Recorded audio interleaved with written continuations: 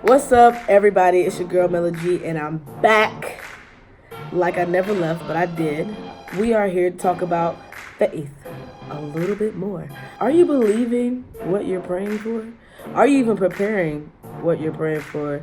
And does your prayers scare you?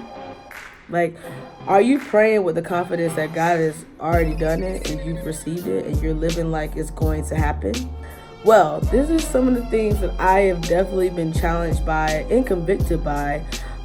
This past weekend on Friday, we were able to have an all-night prayer, and I had the opportunity to be able to lead a session with all the women. I was able to talk about the story of Daniel and just really be able to pull out key elements that it takes to think long. And so, Mella, what do you mean by thinking long? I will share. So basically, we did an all-night prayer. The theme was elements of prayer. We were pulling all of our information from the book called Circle Maker by Mark Batterson. And there's a section in there that is entitled Think Long. And basically the gist of the section is talking about what prayers are you praying that goes beyond your life. And I kind of scaled it back a little bit and kind of thinking about like whatever season that you're in. At my church, we have different ministries. We have campus ministry, we have singles ministry, we have young marrieds, we have married, mature singles, so on and so forth. And so I kind of thought about it as like when you transition out of this ministry, whether you're graduating, you're about to transfer into the singles ministry, or you're in the singles ministry, you're dating, engaged, about to get married. What are the prayers that you are praying, even if it's not manifested in the time that you're in that season, that even if you leave that season, it will still manifest?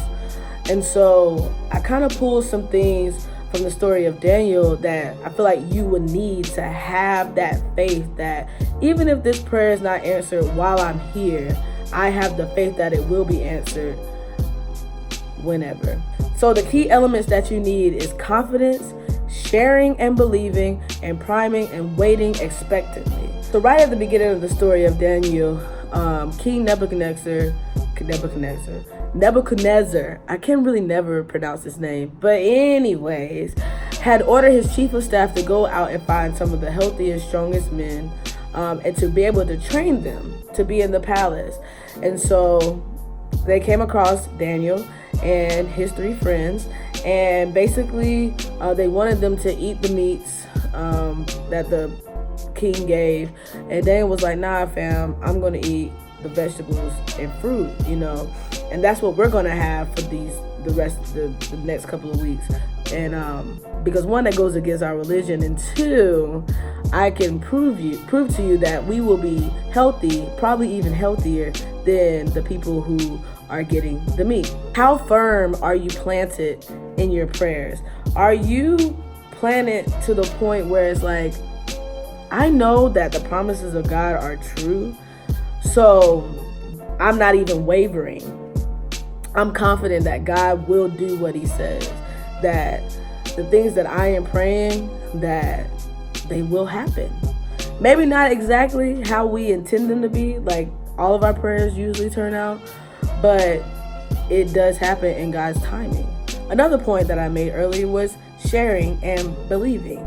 So I can never say his name. King Nebuchadnezzar had a dream, and he wanted these people to interpret it, to tell him what his dream was, and then interpret it. Daniel went to his friends and say, hey guys, can y'all pray with me that God reveals what the king dream is so that I can interpret it for him? Do we have friends like that in our life? Like, do we have people in our lives that we can go to and say, hey guys, like, can we pray that God reveal his vision for me and what he really wants me to do and want to focus on?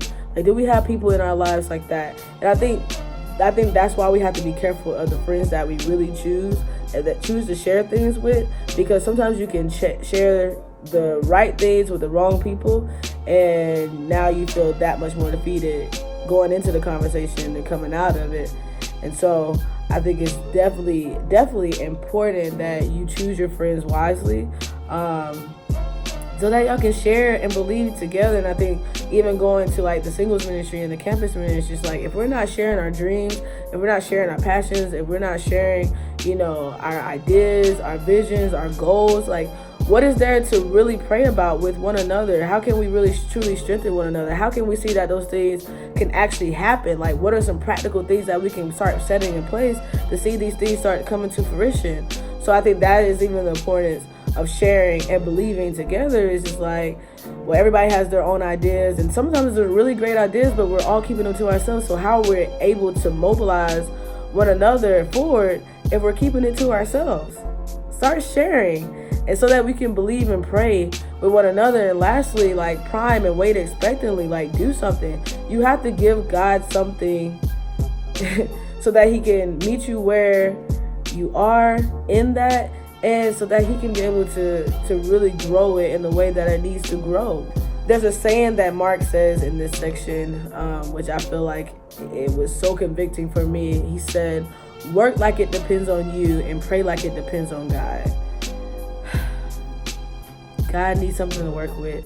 So whatever you're praying, start doing something. Be practical. And that's something that I personally have been doing myself, continuing to step out the boat, doing my research, and I am starting back on my book. I've made my schedule. I'm going to be diligent and disciplined. I've been able to talk to so many different people about the idea, sharing and believing with one another, and people sharing things with me that even scare me, that I'm just not even thinking about or praying about. So I'm just super encouraged by the conversations that is already starting, and it's not even existing yet. So I'm excited to see how God continues to move through these fingers, so that I can give you something that's going to continue to impact your life, because I want to see as many people as I possibly can in heaven, just as well as I see here on earth. So I pray that something I said today impacts you. Continue to have confidence that it will happen. Share and believe and dream together, and just prime and wait expectantly. Work hard and depend on God. You feel me? Yeah, so that's all I have for you today. This is your girl Mella G, host of Mind Your Own podcast. I'll talk to you next time. Don't know when that's gonna be, but we'll see.